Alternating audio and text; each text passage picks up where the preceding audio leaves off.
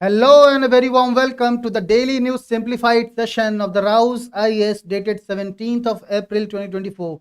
Today in this session, we are going to take up important news and articles from three leading newspapers, that is the Hindu, the Indian Express and the Business Line. So on your screen, you have the topics listed out. But before starting with our discussion, there's a small request that if you like our initiative and content, then please do like, share and subscribe to our channel. Thank you. So let's start with our first topic. Now, the first topic is in the context of MSMEs and it appears on the page 9 of the newspaper Business Line.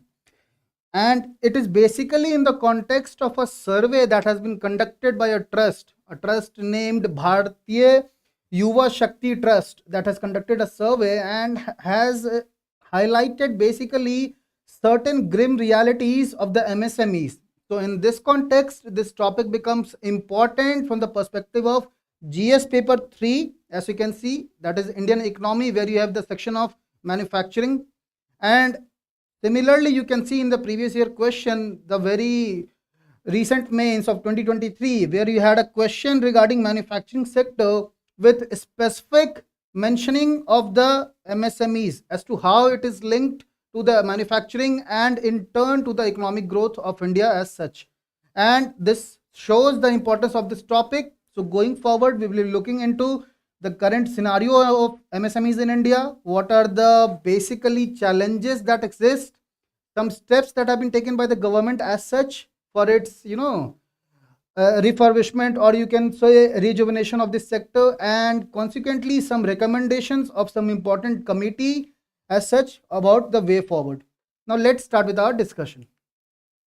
Now basically, if you see the context of MSMEs, then there are certain important data that you should remember in this regard. That is, the MSMEs currently contribute to 45% of manufacturing output,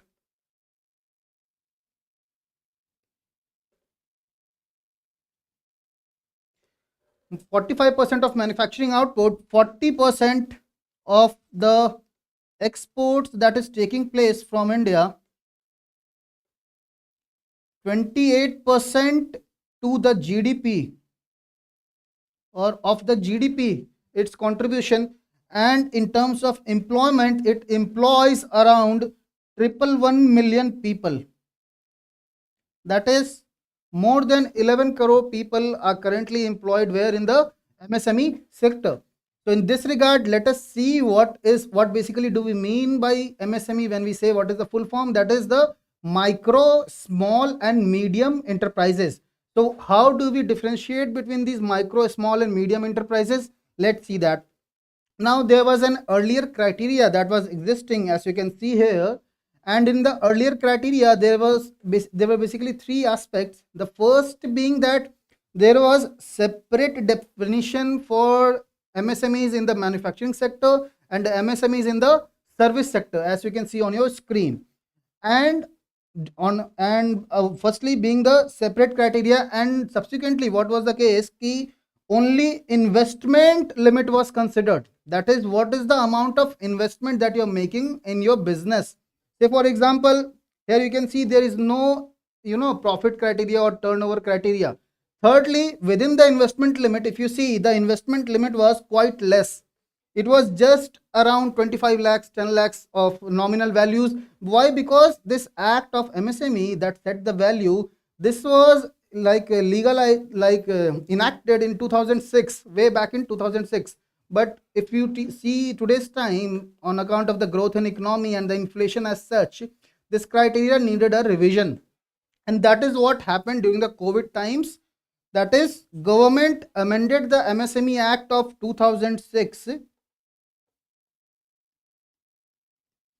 and introduced a new definitional criteria. And what was that criteria? Firstly, this differential criteria in terms of definition of manufacturing and services, that is having different definition of both manufacturing and service sector MSMEs, that was done away with. That is, now you have a common definition for MSMEs in the manufacturing and MSMEs in the service sector. This is the first point. Secondly, what happened was that the turnover criteria was added in addition to the criteria of investment limit that was existing already. So one additional factor got included, that is turnover, and not just the investment. And within this limit, you can see that there has been a very, like, there has been an enhancement in the value of the investment that you can make. That is, presently, if you want to be a micro unit, like if you are a micro unit, the investment limit is 1 crore. That is, it should be less than 1 crore, and the turnover is less than 5 crores. Similarly, if you want to be a, like if you fall in the category of small enterprises, the limit is 10 crores for investment and 50 crores for turnover. And lastly, in terms of medium, it is 50 crores for investment and 250 crores for turnover. So that is a massive increase in comparison to the earlier values. And this was needed as it was also recommended by various committees and the economic surveys.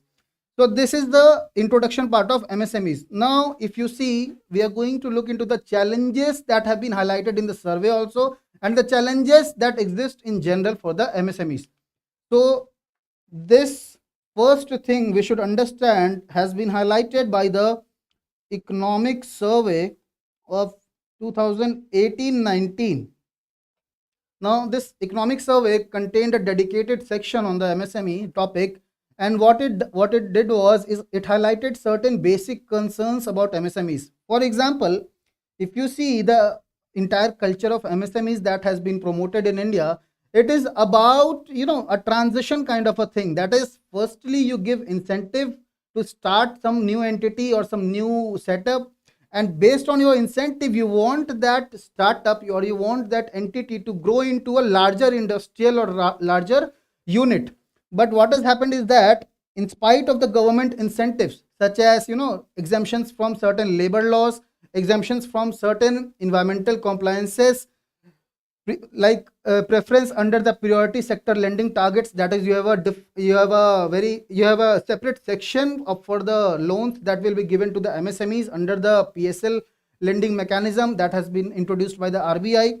Similarly, in the public procurement policy, that is the procurement that is being done by the government agencies, there you have a mandatory criteria of around 25% of procurement that should be done through MSMEs only. So there also you are getting a preference. Then you have a credit guarantee fund scheme for better finance to the MSMEs.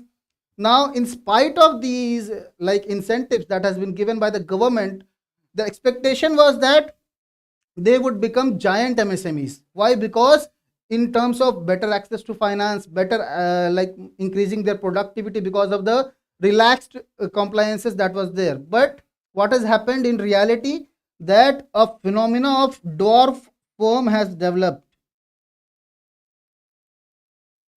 Now, what are dwarf firms? Dwarf firms are basically those MSMEs that have been existing for more than 10 years, but just employ around 100 or less than 100 people. So year span is 10 years or more, and the number of people employed is 100 or less. So they are called dwarf firms. And what has happened on account of dwarf firms is that there has been a creation of a problem of missing middle. Now, what is missing middle?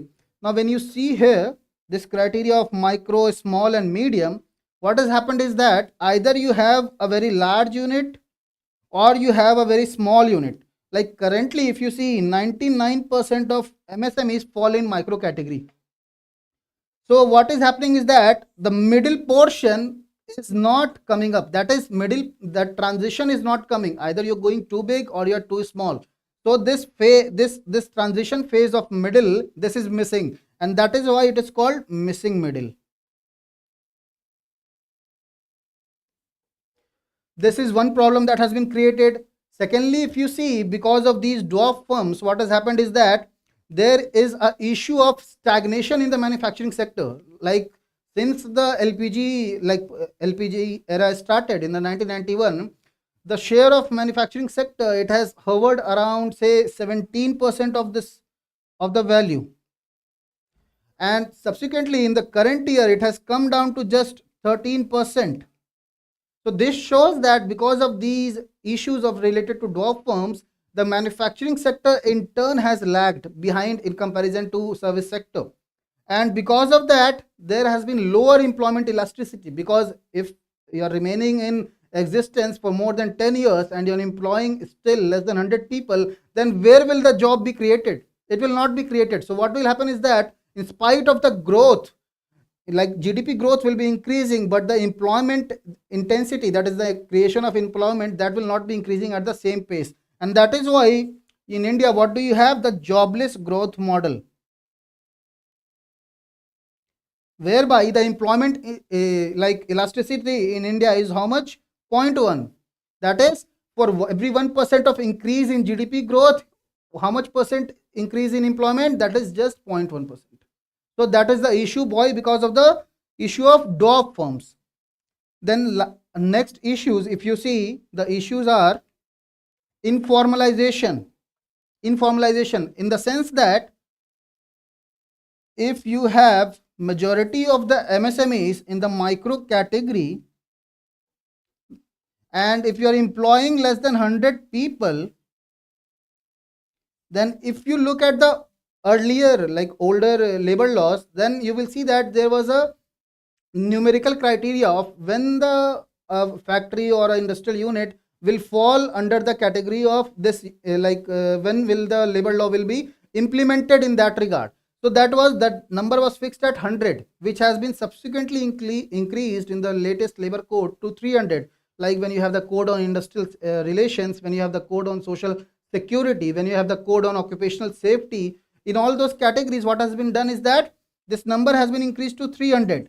But still, so because of the incentives that has been provided, what is happening is that majority of the units that are remaining small, they're employing less number of people. And because they're employing less number of people, they are remaining out of the formal obligation, that is the formal criteria.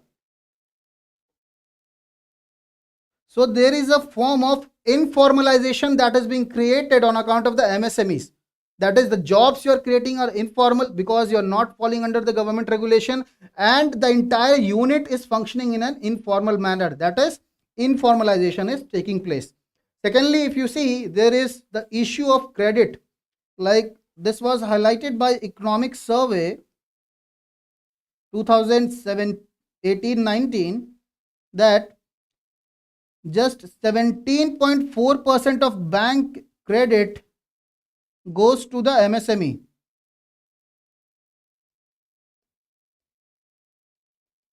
Just 17.4% of bank credit. And if you see in terms of MSMEs as such, numerical, just 10 to 14% of MSMEs, just 10 to 14% of MSMEs have access to formal credit. And this very thing has been highlighted in this survey that has been conducted by that trust, that majority of the people are not aware about the financial access that has been provided by government through PSL route, like priority sector lending route and other mechanisms. So what is happening is that currently just 10 to 14% of MSMEs have access to formal credit mechanism. So that is creating an issue of credit in the MSME units.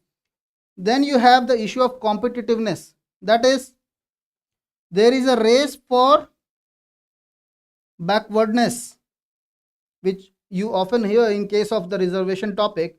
In this case also, there is a race for backwardness in the sense that even though you want to increase your income and all those things, but what you are doing is that you are intentionally keeping yourself out of the ambit of government regulation by employing less number of people. So your competitiveness in the market is remaining, unrealized. The potential that you have as a unit, that is remaining unrealized. Why? Because of the lack of competition, lack of healthy competition to grow into bigger firms.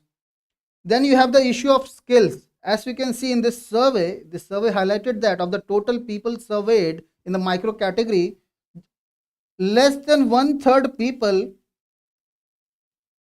have access to formal training or training as such, not just formal but training as such. So this shows the lower the low level of skills that currently the workers and the entrepreneurs in this sector are operating with. So there is what skill deficiency that has been created in the MSMEs. And lastly you have the issue of technology. That is, the since there is lack of competition, there is lack of skills, so the technological upgradation that should have taken place in MSMEs, that is investing more in research and development and all those using of modern machines, like employing artificial intelligence in certain units, like in manufacturing, that has not taken place. That is, technologically they have remained backward. Okay, so this is the group of challenges that exist for the MSMEs. Now what government has done is that government knows the importance of this sector. For example, when you see this question is about what? India faster economic growth requires the increased share of manufacturing sector in GDP, particularly of the MSMEs. Now you can connect. How? Because MSMEs contribute how much? To 45% of manufacturing output, and manufacturing forms an important arena of that. And so what will happen is that if the MSMEs get a push, the manufacturing sector in turn will get a push that will give a growth to the economy as such. And so in this regard, government has taken a note of this and has come out with various schemes. For example, there was a scheme, Prime Minister Pradhan Mantri Employment Generation Program. Pradhan Mantri Employment Generation Program. Just a minute.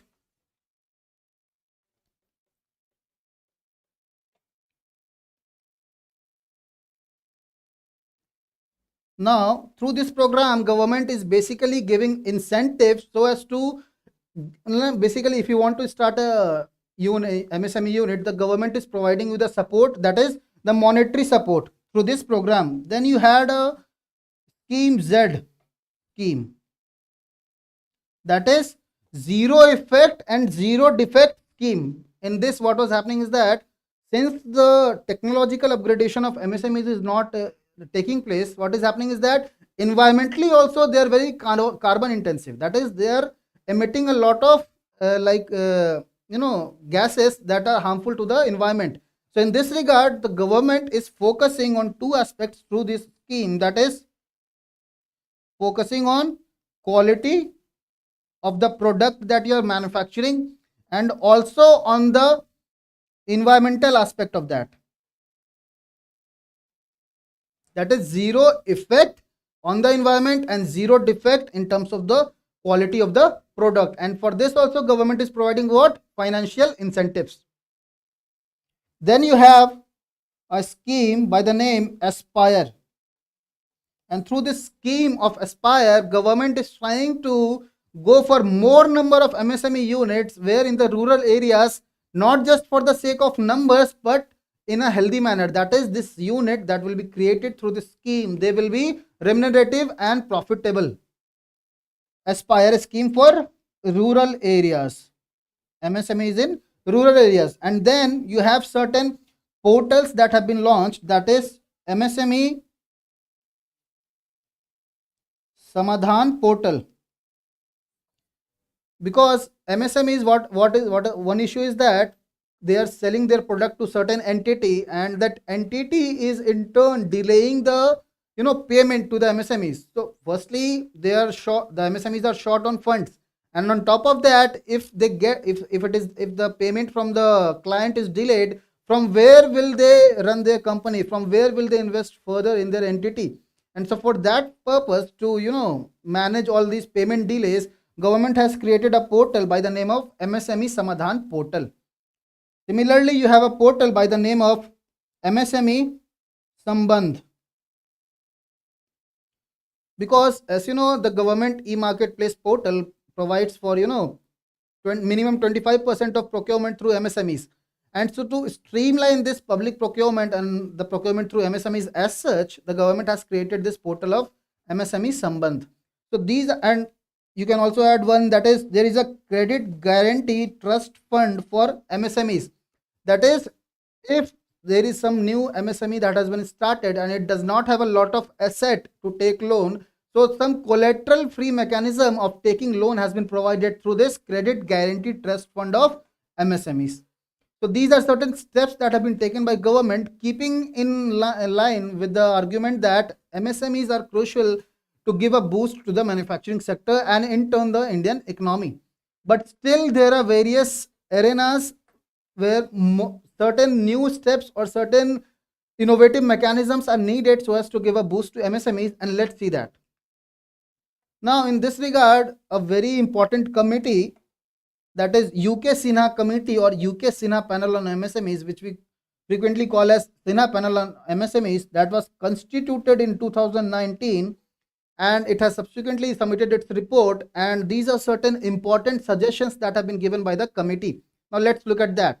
Firstly, the first suggestion is that the government e-market, like, we'll start with the institutional framework, like institutional framework in the sense that currently what is happening is that you are running a lot of schemes for whom? The MSMEs, but these schemes are not getting implemented in an integrated manner. They are fragmented. So what should happen is that there should be a national council for MSMEs headed by whom? The Prime Minister. And similarly at the state level there should be a state council of MSMEs headed by whom? The Chief Minister. So that the programs and the schemes that were running for the MSMEs, they could be implemented in a more comprehensive and integrated manner and with more accountability as such. Similarly, the second one that you can see is that addressing the delays in payment to the MSMEs, addressing the delays in the payment to the MSMEs. And how will you address the delays? Through creating maybe say monitoring authority. You can create some form of monitoring authority so that it is able to monitor the delays in the payment process. Similarly, you can have say facilitation council like you have in states. More number of MSME facilitation councils can be opened so as to streamline the payment process to the MSMEs. Thirdly, if you see, you can, how will you improve the access to finance? Because you saw that just 10 to 14% of MSMEs are getting access to formal credit and just around 18% of bank credit is going to MSMEs. So how will you improve access to finance for the MSMEs? What is the way? And the way is that there is, for example, there are like portal PSL loans in 59 minutes portal. You can see in the PDF particularly. So through this portal, now loan process is streamlined for the MSMEs. But what is happening is that currently only those units which are well established, which are verified and authentic ones in that regard, they are getting loans. But what about the new entities who are still very new to the market? They may not have got certain verifications cleared. What about them? From where will they get loans in a very efficient and fast manner? And that is where the Sinha panel has suggested that this portal should also cater to the new entrepreneurs. Similarly, you can have a process of a category of individuals such as loan service providers. Because in this survey that was conducted, what has been highlighted is that there are various micro entrepreneurs who are not aware about how to raise money efficiently from the market. That is, from where can they take loan, for what amount they are eligible, and that sort of thing. So for that matter, what we can do is that we can create a dedicated cadre of officials or say individuals specializing in this profession who can act as loan service providers, that is advisor to this MSME entrepreneurs or MSME, those who are employed in the MSME sectors. So that can be done, through which we can improve the access to finance. Similarly, you have the priority sector lending target for the MSMEs. Now what can happen is that we can create a dedicated channel like certain banks which will specialize only in lending to MSMEs. That is, the other obligations under priority sector lending, that can be done away with, provided you meet the criteria for giving the minimum amount of loan to the MSMEs. So that can also be done. Similarly, if you look at the other step, that is government e-marketplace portal, currently you are going for 25% procurement. So more incentives and more procurement from MSMEs can be done through this portal. That is, you can expand the scope of interaction and business that the government is doing with MSMEs in a buyer-seller relation through this portal. Similarly, you have the case of improvement in the ease of doing business. Now, in India, you have a very famous, or you can say infamous term for the Indian economy, that is, there is a problem of regulatory cholesterol. Like in body, we have the problem of cholesterol. There is the problem of regulatory cholesterol. That is over-regulation of an entity. And in this regard, what happens is that, for example, if you want to start some MSME unit presently, you would have to get a lot of verifications and approvals. So that creates a major hurdle in the process of starting a unit as such. And subsequently, at later stages, also, you have to get a lot of approvals to continue a business. So in this regard, what can be done is that one common identity process can be created. For example, there is an idea of unique enterprise identifier code. So one entity, for example, if I want to start a business, my one unique enterprise identifier code will be created, and through that code I will be getting an integrated form of approval from the government as such, and I don't have to go to every single entity of the government for fragmented form of approval. Like for everything I have to go for a repeated visit to the office, so that can be avoided. Lastly, you have capacity building, because you have so much of knowledge gap, technological gap existing in the MSME. So what can be done is that you can enhance the skills, the knowledge gap, the knowledge intensity, the technological intensity of those who are working and those who are owning in the MSME sector. How? Through enterprise development centers.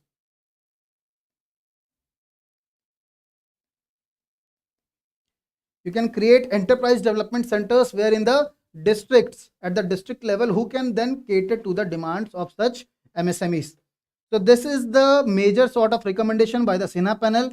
There are certain recommendations that have also been given by the economic survey 2018-19 that we saw earlier, and that is, instead of incentivizing a small firm, you have to incentivize an infant firm.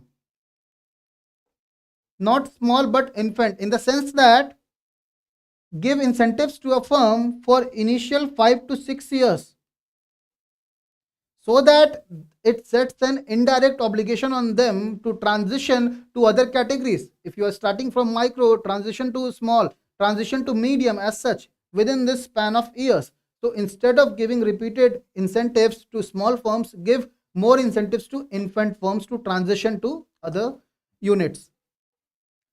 And then it has suggested that MSMEs as such should focus more on labor intensive sectors such as leather industry. So that can increase the employment elasticity of MSME sector. So this is the entire story of the MSME sector. And based on this discussion, if anything is asked for say challenges, for say what are the suggestions, what is the way forward, certain data that you can mention by linking the MSME and manufacturing. So this discussion content can cover all those aspects of your answer. So now let's go to the next topic. Now the next topic is regarding the pulses and its production in India, and this news appears on the page 6 of the business line, whereby a certain aspect has been highlighted where the article talks about the decreasing production of pulses in India. That is, year by year, the production of pulses has been decreasing in India, such as from 273 lakh tons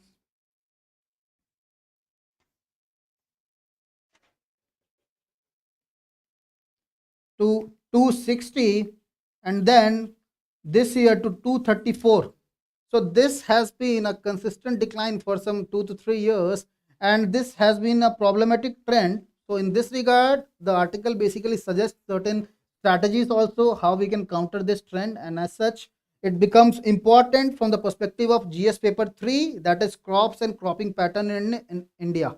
And as you can see in previous year question, in 2020 you have two questions regarding pulses, where one question was regarding the MSPs of the pulses, and the second question was specific about certain pulses such as black gram, green gram, and all those. So this topic becomes very important from the perspective of UPSC. Now let's discuss the topic. Now first, let me give you a brief intro about the pulses. Now India currently is the largest producer, consumer, and the importer of pulses. producer, consumer, and the importer of pulses, where India currently accounts for 35% of global pulses area under production and 27% of production as such. And in terms of import, it accounts for 25% of global imports. With regards to the characteristic of pulses production, you see 77% of the production 77% of the production is taking place where? In the rain fed areas, that is areas that are dependent on the rainfall pattern and not on the irrigation facilities as such. So this is the scenario. And in terms of the areas, that is the states, if you see, it is majorly in the states like Chhattisgarh, Madhya Pradesh, Rajasthan, Gujarat, Karnataka. In all those states, the majority, that is the 90% of cultivation is taking place in these 8 to 10 states that you have. Okay, so this is the brief story of pulses production in India. And remember one thing, that pulses are also covered under the MSPs. Okay, just because the production is declining and all those things, it does not mean that the MSP is not there. It is there, but it is not efficient as such in terms of rice and wheat. Like, so let's start with our main discussion, that is the challenges that exist in the pulses production. Now, the first challenge that you see, there is a shift in the cropping pattern. There is a shift in the cropping pattern where presently 38% of the area that is under cultivation, that is occupied by whom? Rice and wheat. That is rice and wheat. And on account of this, what has happened is that the per capita availability of pulses in India has declined from 25 kg to 16 kg presently. This was in 1960s, particularly in 1961, and present data is that it is just 16 kg. So the per capita availability of pulses has declined. Remember that thing. Why? Because there is a shift in the cropping pattern towards the conventional crops like rice and wheat. Secondly, rain-fed agricultural practices. As you saw, 77% of the production is taking place where? In the rain-fed areas. And as you know, in the rain-fed areas, the yield is comparatively 3 times lower. The yield is comparatively 3 times lower. So on account of that, the production in pulses is declining from those 77% of the areas. Then you have the issue of post-harvest losses. That is the losses on account of lack of, say, storage facilities, lack of better processing facilities and all those things. It amounts to around 20 to 30% of the loss. And that is a major chunk of loss, because if the 20 to already the production is less, and on top of that you lose 20 to 30% of that production in the post harvest losses, what will be left? Just the minimal 70% of the remaining less quantity that you have produced. So that is a major issue. Then you have the issue of demand supply mismatch. The demand supply mismatch in the sense that presently, if you see, the per capita income in India has been increasing. So what will happen is that with the increase in income, you will try to go for a better lifestyle. Better lifestyle means better products, also in terms of the food consumption that you are going for. And pulses is considered a very protein rich food. And so for that matter, with the increasing per capita income, more demand for pulses will be created. But what will happen is that the supply is going less. So there will be a demand supply mismatch, and this is basically known as cobweb phenomena in pulses production. That is, what is happening is that in 1 year the demand is very high. Okay, so what will the farmer do? He will try to go for more area under pulses cultivation. He will cultivate a lot of crop. Say the production increases of the pulses that year when the demand is very high. Now, based on the extrapolation that the same demand will be there in the next year, the farmer is cultivating more and more pulses. Now when the supply will increase, because the production has been high, now when the supply will increase, what will happen is that your prices of the pulses will go down. That is, firstly demand was high, so price went high. Then what will happen is that the supply became high, and so the demand will be less, and so the price will be less. And this is a vicious cycle that has been operating in this pulses production. That is, an alternate form of price mechanism has been going on. That is, You increase your area based on the hope and based on the extrapolation that there is a greater market for it, but in turn you cultivate more than what is demanded in the market, and in turn you get less income from that. So this is cobweb phenomena. Then India has been a net importer of pulses. As you can see, 25% of global import of pulses is taking place in India. And this is taking place in a very narrow fashion, in the sense that only few countries we are dependent on, such as Myanmar, Canada, and Australia. So these are few countries where we are heavily dependent for the import of pulses. So this creates a form of vulnerability. For example, you had a recent issue in Myanmar, the military coup. What if the import from Myanmar stops? So that is one vulnerability that India needs to address, because India has been a net importer of pulses. Then there is lower value addition. Lower value addition means that if you produce certain crop, basically what you do is that you go for further processing of that crop. For example, pulses. But what is happening is that globally 80% of the pulses is going for value addition, that is further processing. But in India, what is happening is that only 20% of the pulses is going for value addition, that is further processing. So what is the data in India? Just 20% of value addition. Value addition in the just 20% of production. So these are the major challenges that exist where in the pulses sector. And again, to address these challenges, the government has taken various steps, such as there is a scheme by the name, okay, I'll write it here, National Food Security Mission Pulses, where the government has been trying to increase the area under production and the production as such by 3 million tons, by 3 million tons. Subsequently, you have the MSP, that is the minimum support price for the pulses, so that it gives an incentive to the farmers that in case the market is not catering to their price demand, the government will be procuring at some basic prices.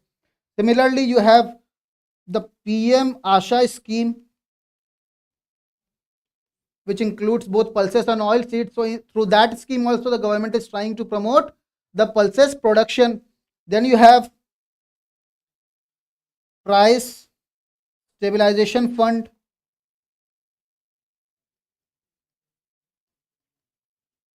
because what you read in the challenges that there is a cobweb phenomena, that is frequent increase and decrease in the prices. So that does not give reliability to farmers in terms of whether one should go for the pulses cultivation or not.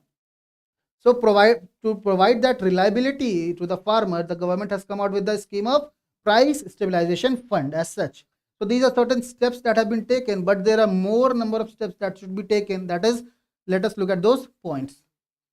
Now, the firstly what we need to do is that we need to promote the changes in the cropping pattern. And how we can do that? That is through crop diversification. As you can see, the Dalwai panel has suggested that for every 1 hectare increase in the, or for every 1 hectare diversification towards these crops, that is the crops other than rice and wheat, you will have an increase in the annual income of farmers by minimum of 1 lakh rupees. So for that matter, what we need to do is that we need to promote crop diversification.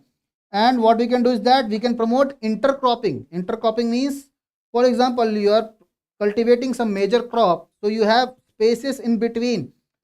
So you can utilize those spaces to cultivate what? Pulses. Why? Because they're very short duration crops and they do not require much of space, watering and all those things. So they can grow in those areas in the form of intercropping mechanism. Similarly, what you can do is that you can utilize the fallow areas. That is, after you harvest your rice crop or wheat crop, that area is left fallow, that is vacant for certain time. So in that time gap, what you can do is that you can use that area for the cultivation of what? The pulses. And the similar thing has been done by the government under what scheme? Targeting rice fallow areas. There is a scheme of the government that is targeting rice fallow areas. It is a subcomponent of the larger scheme, that is Rashtriya Krishi Vikas Yojana. So government has been trying to promote that through that scheme. Similarly, if you look at the second point, that is increasing productivity, because 35% of the global area is under production of the pulses in India, but what is the productivity share? That is the total output, that is just 27% of the global output. So that shows that the productivity of pulses in India is quite less. So for that matter, what we can do is that we can invest in the research and development, that is the technological enhancement of the pulses production. How? Through, you say, high yielding variety seeds. High yielding variety seeds, as was done in the case of rice and wheat during the time of green revolution. And similarly, what you can do is that you can bring a slight change in the National Food Security Mission pulses that you saw. That is, you can create two kinds of area, that is general areas and then the areas where the yield is lower.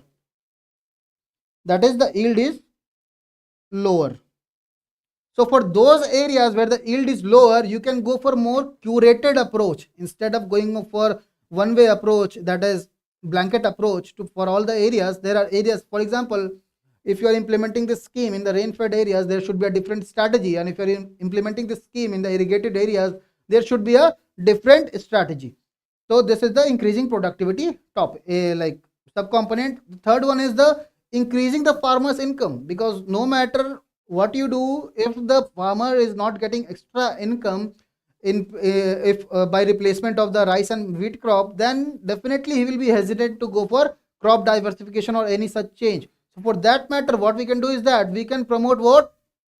Better market linkages and better post harvest management practices. How? Through construction of more cold storages, better warehouses at the rural level. In that regard, when a farmer has access to better market, for example through contract farming and all those mechanisms, farmer will be getting extra income. So that will give an incentive to the farmer to go for what? A change in the cropping pattern. Similarly, you can promote better value addition. That is, currently what is happening is that 20% of the pulse production is going for value addition. So what we can do is that we can increase this value. Similarly, lastly, you can see that promoting awareness in the sense that you can constitute a pulses board, and what it will do is that basically it will have the task of creating awareness both at the consumer level and at the farmer level. At the farmer level, in terms of how it is more climate friendly because it uses less water, it helps in the nourishment of the soil and all those things, and at the consumer level in terms of the protein rich qualities of the pulses as such. So these are the basic set of steps that can be taken for the pulses, and using these points you can write an answer for the any such question that arrives, that what are the issues in the pulses sector and all those topics. Okay, now let's move to the next topic. Now the next topic is regarding, every day you must be hearing somewhere that the opposition parties in India have been constantly claiming that there have been certain issues in the operationalization of EVM voting mechanism in India.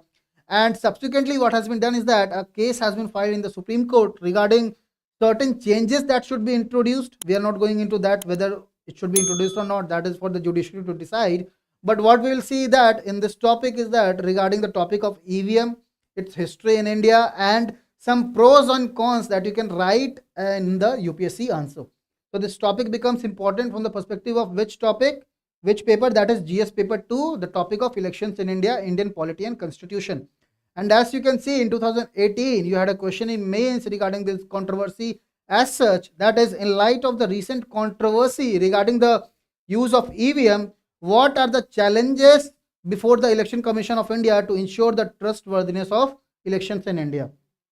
So on similar lines, you can have again a question if the judiciary comes out with a final judgment on that, and you can have a question on prelims regarding certain basic facts about the EVMs and its introduction in India. So let's look at that. So firstly, if you see, EVM was basically introduced in India where in year 1982, in which state? In the state of Kerala, in the constituency of Paravur,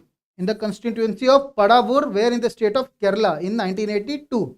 Subsequently, in 2001, it got introduced in certain assembly elections, that is state assembly elections, where in states like West Bengal, in states like Tamil Nadu, in states like Kerala and Puducherry, the UT of Puducherry that you have.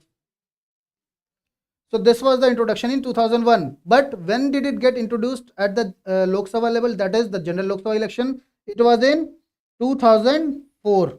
For the first time at all India level for the general Lok Sabha elections, it was introduced.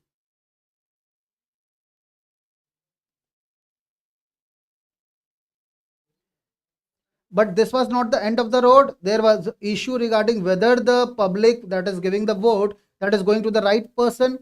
So for that verification, there was a system introduced, that is VVPAT, voter verifiable paper audit trail. That is voter verifiable. Voter will verify that paper audit, that is the audit that has been done on that paper trail that has been remaining for the 7 seconds. Like when, if any of you have ever given the vote, then you must have seen that the moment you press the button on the EVM, after your vote is like considered, you get a paper trail on the like VVPAT machine that is kept on the side, and that paper comes out for 7 seconds and then it again goes into a box that is kept locked. So that is VVPAT. And when was it introduced? Firstly in 2013, where in the Nagaland elections, that is the Nagaland assembly elections.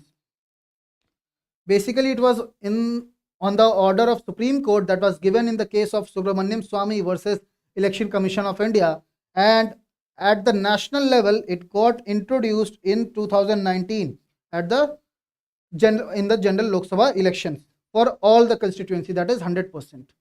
Now this is the story of EVM and the VVPAT. Now let's look at certain benefits and the losses that come with the VVPAT and EVMs. So the first benefit is regarding the eradication of booth capturing. Like you may have seen in certain old time movies that there was a trend of capturing the booth, that is whoever is the Bahubali or the strongman of that area, he is acting on the behalf of certain politician and they are capturing the booth and they are stamping the papers and submitting it in the box. That is the entire vote of that constituency has been casted by one person in that area. That is, there is no accountability and kind of electioneering that was going on at that time, that was subsequently reformed by TN Session and other such election commissioners in India.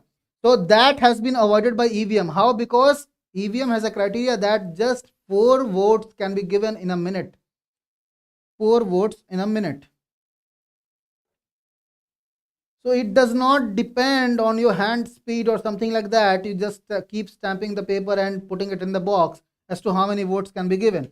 So that has been stopped by the use of EVM. Similarly, elimination of invalid votes. When there was a manual form of voting through ballot papers, there was the issue that sometimes the stamp that you used to put on a symbol of an election candidate, what used to happen is that sometimes the stamp was not at the right place, and in that cases, or maybe the stamp was not in the correct form, so in that cases those votes used to get declared as invalid. So that gets avoided through the use of EVM. That is the technology. Similarly, it is more eco-friendly because you do not have to go for expenditure of so much like involvement of so much of papers that is used for making of ballot paper and all those things. So it is more eco-friendly in that manner.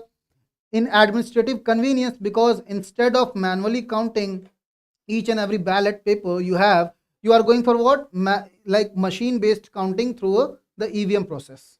So that provides administrative convenience, and that is why you have more faster declaration of result post the era of EVM introduction.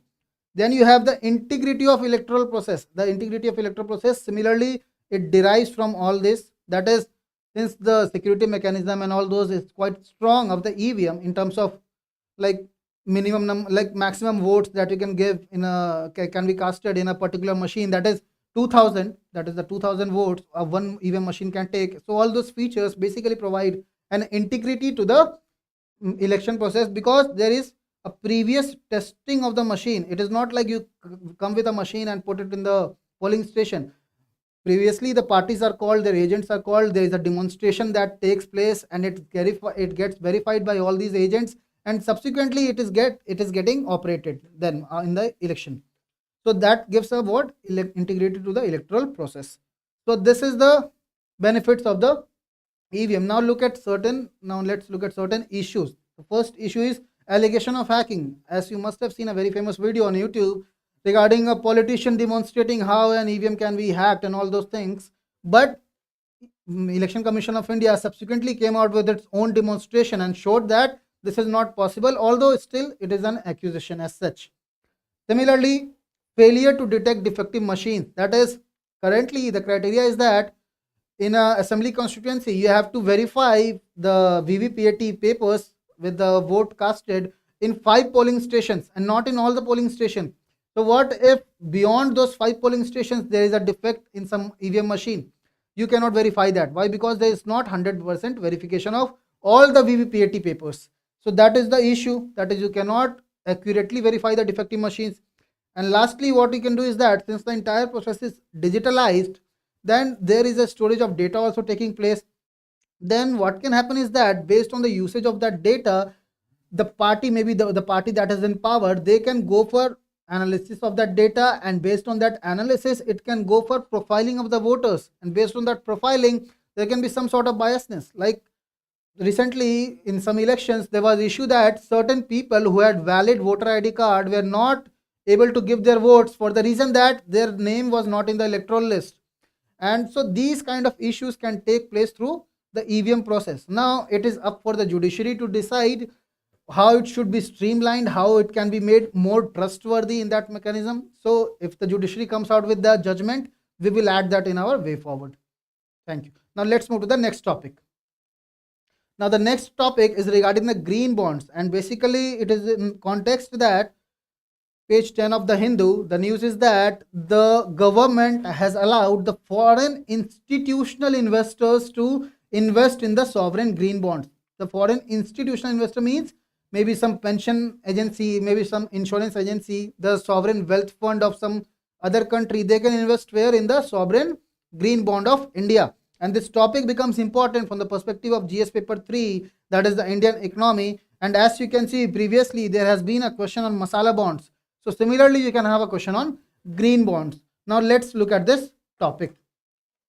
Now basically green bonds are nothing, a form of bond only, but they are issued for a dedicated purpose, that is environment friendly purpose. So certain important points that you can remember, that is, it is fixed interest rate bearing instrument. Fixed interest bearing instrument, there are two kinds of rest, like interest, that is fixed and floating. This is a fixed one, and it is issued for what? Environment friendly purpose. Like maybe if you are constructing a solar power project, a wind power project, maybe a hydro power project that falls in the category of environment friendliness, say for example less than 25 megawatt hydropower project. So for all those purposes, what you can do is that you can introduce green bonds, that is sovereign green bonds, through the government agency.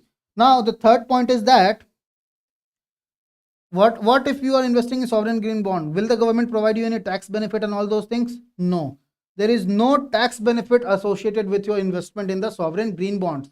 Now let's discuss the main thing about the green bond, sovereign green bond, in comparison to the sovereign bonds as such that they are introduced. Now what happens is that if you see here, there are two kinds of bond, that is the general bond that is the government is introducing, and there is a green bond that is the government is introducing. Now what will happen is that lower demand. Why? I will tell you. This, or maybe a normal demand, this has a higher demand. Now let's understand why higher and lower demand. For the reason that this is an era where every agency, every company, every government in general is trying to go for a more climate friendly model of development. So what will happen is that banks, business companies, and as such various other entities, they will look for more ventures where they can invest in climate friendly policies. For example, the sovereign green bond. So the demand in this climate change era for this green bond will be higher in comparison to the general bond. So since this demand is higher, what will happen is that the bond price will be higher. Why? Because the more demand, the more the price. And since the bond price will be higher, what will happen is the yield will be less. That is the interest that the government will be providing to the entity who is investing in the green bond. So the yield will be less and the bond price will be high, and here the bond price will be lower and the yield will be higher. Now understand the term greenium. Greenium. Now this greenium is nothing but a premium on such green investment. For example, when the government is issuing a green bond, it is able to get more fund at a lower amount of interest for those projects. So this benefit that the government is deriving, that is nothing but a greenium, and on the part of the entity that is investing, it is a premium on a green investment. Say for example, the say for 1% or 2% of interest rate that was foregone by the entity by investing in a green bond and not in a normal bond, that is a greenium on the part of the investing agency, and a greenium on the part of the government means that getting more fund at a lower amount of interest. And as you can see in this figure, for the normal bond you can see the yield is higher, but for the green bond constantly the yield is lower. And as you can see in this figure also, the green bond yield is always lower than the normal bond. Why? Because the demand in this climate change era is quite high for the investment in such green projects. So based on this discussion, let's solve a MCQ. So consider the following statements regarding the recently introduced sovereign green bonds. Now sovereign green bonds are fixed interest bearing financial instruments, which is a correct statement. Now second statement is that only domestic investments are allowed to invest in these bonds. As we saw in the very news, that it is the foreign institutional investor and other categories of investors also allowed. So this statement is wrong. Now these bonds are issued at a premium and hence the yields are higher. No, the yields are lower. So which is the correct statement? Only one. That is only the first one. So A is the answer. Now let's go to the next topic. Now the next topic is in the context of the imported inflation, which appears on the page 11 of the Hindu. And this news is basically in the context of the imported inflation that has been driving the inflation in India and becomes important from the perspective of GS paper 3 Indian economy and subsequent topic of inflation. And in 2019 you have had a question on these like variation in the interest rate and the currency price and all those things. So regarding reducing the risk of currency crisis, there was a question, and subsequently you can have a question on regarding the imported inflation and how it basically works. So let's look at that. Now imported inflation is basically an inflation in the domestic goods and services on account of the rise in the imported goods and services. So the rise in the domestic goods and prices of domestic goods and services is driven by the rise in the prices of the imports in the country. That is why import driven inflation, on account of the rise in the prices of the imports. And there are three basically reasons or factors for that. Firstly, what you can have is that there is a depreciation of domestic currency. And how it will take place? For example, just few times back there was a policy in US by the name of Fed tapering. And what happened in Fed tapering was that USA increased the interest rate. So for increased interest rate, the investors took out the money, that is the dollar money, from Indian economy and went there to invest where? In USA. Why? Because the government is providing more interest rate there. And so what happened was that there was dollar outflow from India. And since there was dollar outflow, means that there was dollar shortage in India. And since there was dollar shortage in India, that means that there was depreciation where? In the rupee. There was depreciation in the rupee. This is E. Okay. There was depreciation in the rupee because there was a shortage of dollars. There was a shortfall of dollars in the Indian economy. So there is what? Depreciation of domestic economy, domestic currency. And this phenomena basically about increase in the interest rates in USA and then the depreciation in Indian currency is known as taper tantrum. That is tantrum on account of these Fed tapering policies. This is the first one, that is depreciation of domestic currency. The second is without the depreciation of domestic currency. Say for example, now some sort of war is going on in West Asia. What happens because of this war? The oil output in that region falls. So what will happen is that since the output itself is less, what will happen is that import into India of that oil, the quantity will fall.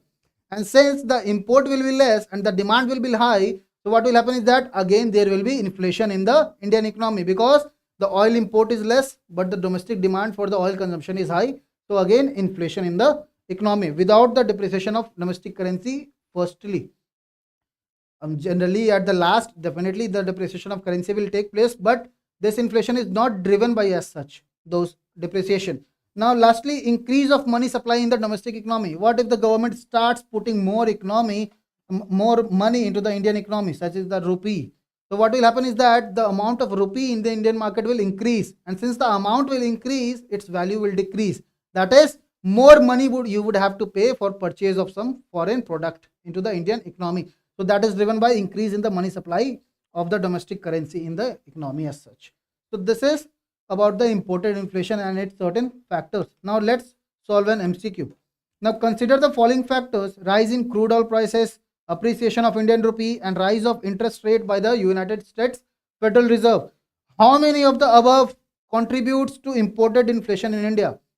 So this is the correct statement, rise in crude oil. So crude oil prices means that in India also there will be a rise of crude oil, basically the processed petroleum. So there will be inflation. Appreciation of Indian rupee, no, this is a wrong statement. It should be depreciation of Indian rupee. And thirdly, rise of interest rate, which is the correct statement. So the right answer is B, that is only 2. Now let's look at the next topic, that is karman line, that appears basically in the context of the first Indian space tourist, that is the name Gopi Thotakura. I'm sorry for the pronunciation. The name is Gopi Thotakura, which appears in the section of Indian Express Explained and becomes important from the perspective of GS paper 3, that is science and technology.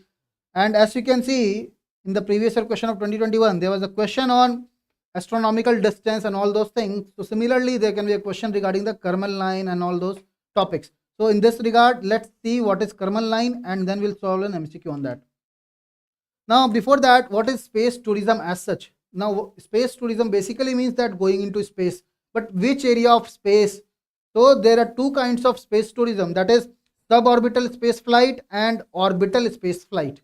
Now suborbital space flight means that, first let me tell you, this is the karman line. The karman line is around 100 kilometers, 80 to 100 kilometers, and the suborbital space flight will take you somewhere here, that is in this range, nearby to karman line. But the orbital space flight, this one, it will take you way beyond that. They may be in the lower earth orbit as such, which starts say from 160 kilometers to around 500 kilometers. So it can take you anywhere in that range. So that is orbital space flight and this is suborbital space flight. Okay, there are two kinds.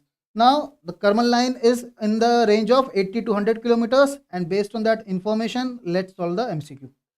Now the question is that the karman line is an imaginary line that separates inner planets from outer planets in our solar system. No, it basically separates the boundary of Earth and the space. The boundary of Earth, atmosphere and the space. So the first statement is wrong. Second is that space tourism leads to environmental damage due to emission of gaseous and solid chemicals directly into the upper atmosphere. Definitely, if a certain spacecraft is traveling through an area, definitely it will be making certain emissions, like on road when you travel by some vehicle, the vehicle makes certain emissions, and similar emissions will be made in the atmosphere through that spacecraft and all. So there will be what? Environmental damage there. So the B statement is correct and the first statement is wrong. So the answer is 2 only. Now let's see the next topic, that is the topic of a community, that is the Madigas. That is the Madigas.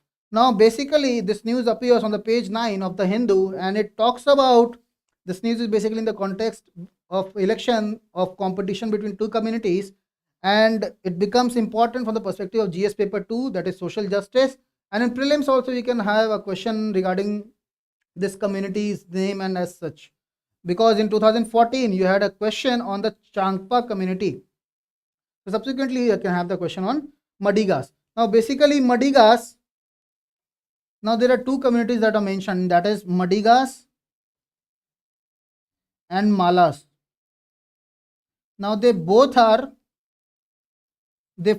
fall in the category of Telugu caste, and they come under the category of scheduled caste.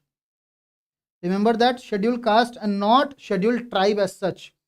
And their basic profession is in leather making and not agriculture and all those activities.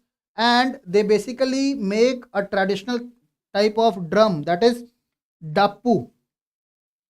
This drum that you can see in their hand, this is called dappu. So this is their basic traditional design of the drum that they make. Now let's solve the MCQ based on this discussion. Now with reference to the Madiga community, consider the following statements. They are indigenous scheduled tribes of the Odisha. First, the state is wrong because they are mainly in the state of Telangana, Karnataka, Tamil Nadu and all those states, the southern states. And they are not scheduled tribe but basically scheduled caste. Then the primary occupation of this community is associated with agriculture. No, it is leather making and all, tanning. And Dappu is an annual festival. No, it is a type of traditional drum that they play. So all the statements are wrong. So the answer is D only. Now the next topic and the last topic for today is regarding some new fish species that have been discovered in the Lakshadweep Sea, and it becomes important from the perspective of GS paper 3, that is environment. And as you can see, in the previous year question of 2022, there was a question of which of the following is not a bird. So the answer was golden massey, and similarly there can be question regarding these species name that can be asked. So let's look at that. Now these is the photo of the three species that have been discovered, and the name of the species is, the first one is checkerboard, this is checkerboard race. This is checkerboard race, the first one. This is moon race, and the third one is basically Jansen's race. These are the three fish species that have been basically discovered there. And let's see the question, that is Jansen's race, the checkerboard race and the moon race are the varieties of which of the following? The answer is the fish. So this is the basic discussion of today. Till then, thank you.